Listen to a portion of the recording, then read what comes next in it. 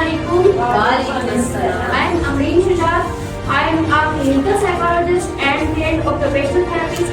Okay, I am working in Global Special School as a clinical psychologist, as a behavior therapist, and as an occupational therapist. Today we will discuss about behavior therapy, applied behavior analysis. What is ABA? How does it works? कहते हैं कि behavior therapy एक technique है, एक type है psychotherapy की, जिसमें हम बच्चों के अनडिजायर्ड अनवांटेड बिहेवियर्स को जो है मॉडिफाई करते हैं डिजायर्ड बिहेवियर के साथ। वर्किंग एनवायरनमेंट जो है वो डिस्ट्रैक्शन फ्री होना चाहिए, ठीक है। यूजुअली हमारे वन टू वन सेशंस होते हैं और ग्रुप सेटिंग्स में होते हैं, ठीक है। जो 1 to 1 सेशंस होते हैं उसके लिए हम एक केबल होता है इंक्लोज प्लेस, जिसमें 1 to 1 में एक थेरेपिस्ट बच्चे को डील करता है।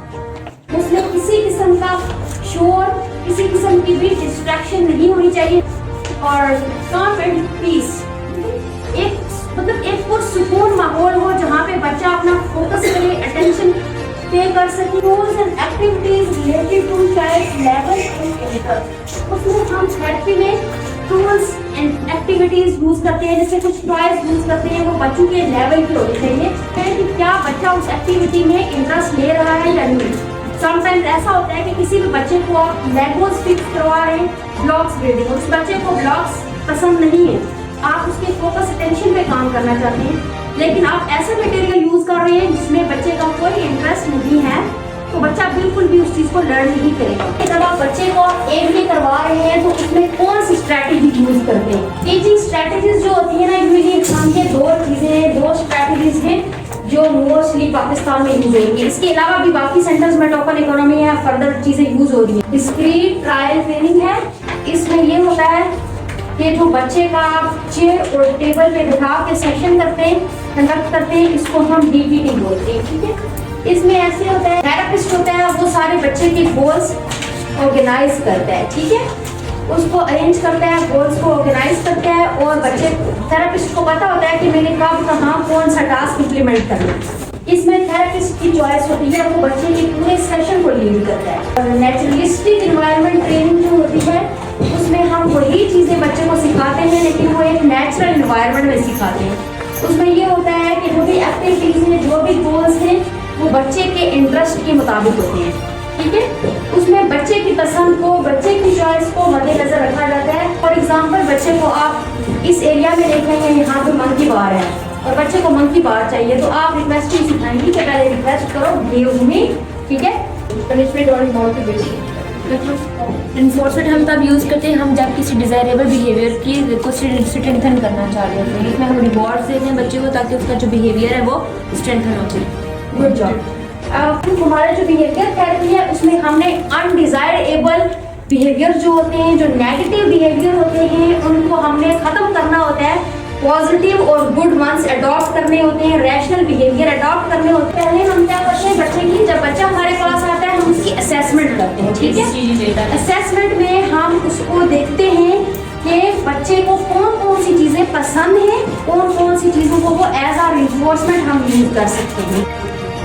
इसके अलावा जो है शेपिंग है, शेपिंग में हम ये करते हैं कि बच्चे के कुछ ऐसे टास्क होते हैं, कुछ ऐसी चीजें होती हैं जिनको वो लर्न नहीं कर पाता, उसको डिफिकल्टी होती है, लेकिन हम उसको ना स्टेप्स में डिवाइड कर लेते हैं। एक स्टेप फॉर एग्जांपल कि बच्चे को वेव करना नहीं आ रहा, मैं उसे सिखा रही हूँ कि डू दिस वेव। शेपिंग में मैं क्या करूंगी कि मैं उसको स्टेप्स के साथ करूंगी। सबसे पहले बच्चे का हाथ इतना ऊपर जाएगा तो मैं उस पर क्या करूंगी, रिवार्ड दूंगी, गुड जॉब, वेल डन। फिर दूसरे दिन क्या होगा, बच्चा यूं करके इतना हाथ ऊपर करेगा। फिर तीसरे दिन वो, इसमें डिपेंड करता है, जरूरी नहीं कि बच्चा एक दिन ये कैसे एक स्टेप करेगा, दूसरे दिन दूसरा करेगा, उसमें वीक्स भी लग सकते हैं, मंथ्स भी लग सकते हैं। और ट्रेनिंग जो होती है, ट्रेनिंग में भी किसी भी मुश्किल काम को चंक्स में, छोटे छोटे पार्ट्स में डिवाइड कर दिया जाता है, ठीक है। जैसे वॉश हैंड्स है, बच्चे को हम ऑटिज्म है, स्वेयर ऑटिज्म है, उसको हाथ धोने नहीं आते, हमने उसे हाथ धोने सिखाने, तो हम चेनिंग को यूज करेंगे। चेनिंग की टाइप्स होती है फॉरवर्ड चेनिंग और बैकवर्ड चेनिंग, ठीक है। तो फॉरवर्ड चेनिंग में ऐसे होता है कि जैसे नॉर्मली हम जाते हैं, हमने वॉशरूम गए, ठीक है, या हम वॉश बेसिन के पास गए, उसकी टैप ओपन की, अपने हैंड्स को रिंस किया, गीला किया, उसके बाद हमने सोप पंप किया, फिर हमने सोप को रब किया, फिर दोबारा से हमने अपने हाथों को धोना है, टैप क्लोज करनी है और फिर नैपकिन से अपने हैंड्स को वाइप करना है। अच्छा, प्री लर्निंग स्किल्स में जो है, जैसे आपने बताया सिटिंग स्पेन, बच्चे का जो है ना सिटिंग स्पेन होना बहुत ज़रूरी है। अगर बच्चे का सिटिंग स्पेन नहीं है तो सबसे पहला गोल हमारा क्या होगा? सिटिंग स्पेन होगा, ठीक है। आई कांटेक्ट नहीं है तो हम इसे अपना as a targeted goal mention करेंगे कि आई कांटेक्ट बच्चे का बेहतर हो। रैपो बिल्डिंग, सबसे पहले जब बच्चा थेरेपिस्ट के पास आएगा तो रैपो बिल्डिंग क्या होती है? What is rapport building? है कि बच्चा अपने थेरेपिस्ट पे ट्रस्ट करता है।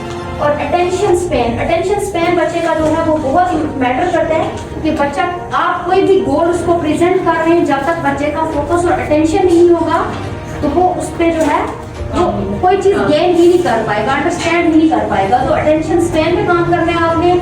इसके बाद जो है आप आई कॉन्टैक्ट की तरफ आ रहे हैं, ठीक है। आई कॉन्टैक्ट पे सबसे पहले नहीं आते और मोस्टली रिसर्च में ये कहा जाता है, अब इंटरनेशनली जो एडवांस जो आ रही है उसमें कि आई कांटेक्ट, ऑटिज्म के साथ जो बच्चे हैं इनका आई कांटेक्ट जबरदस्ती लेना अनएथिकल है, इनका हम फोर्सफुली आई कांटेक्ट नहीं ले सकते। Last one is ethics.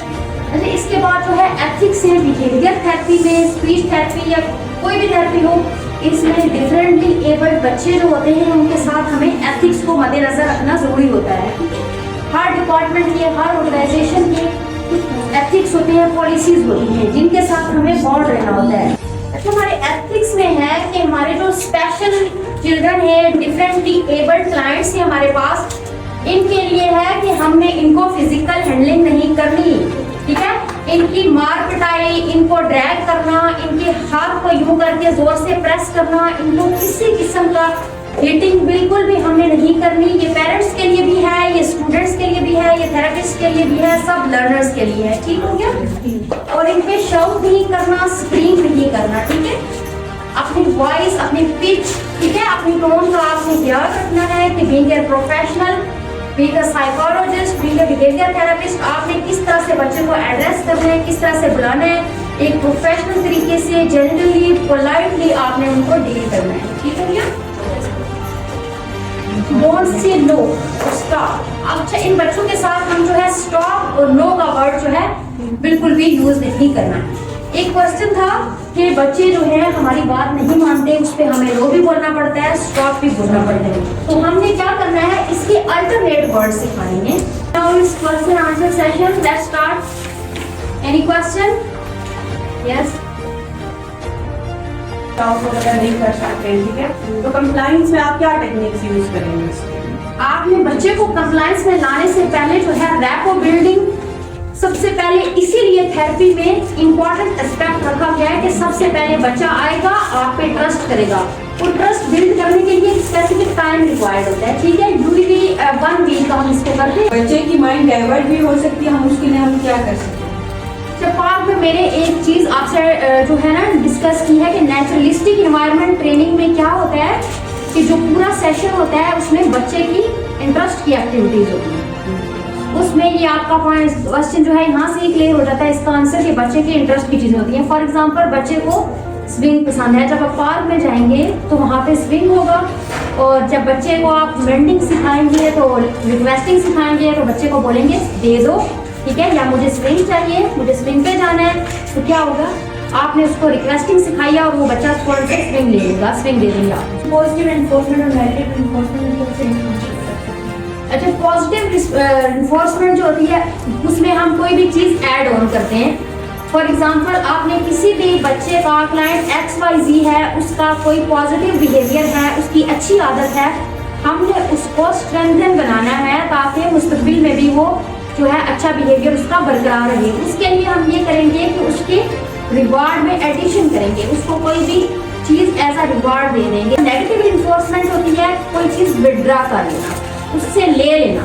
For example, आपका क्लाइंट ABC है, ठीक है, उसकी बहुत ज्यादा हिटिंग है या थ्रोइंग है, और आपने क्या करना है उसके लिए नेगेटिव इन्फोर्समेंट यूज करनी है। तो उसकी सबसे ज्यादा फेवरेट चीज है लंच, या कोई ऐसी है वीडियो गेम है जो वो प्ले करता है डेली स्कूल में, तो आपने क्या करना है उसको विड्रॉ कर लेना है। वो उस दिन के लिए उससे ले लेंगी, फिर आप ऑब्जर्व करेंगी कि क्या आपकी ये स्ट्रैटेजी काम कर रही है।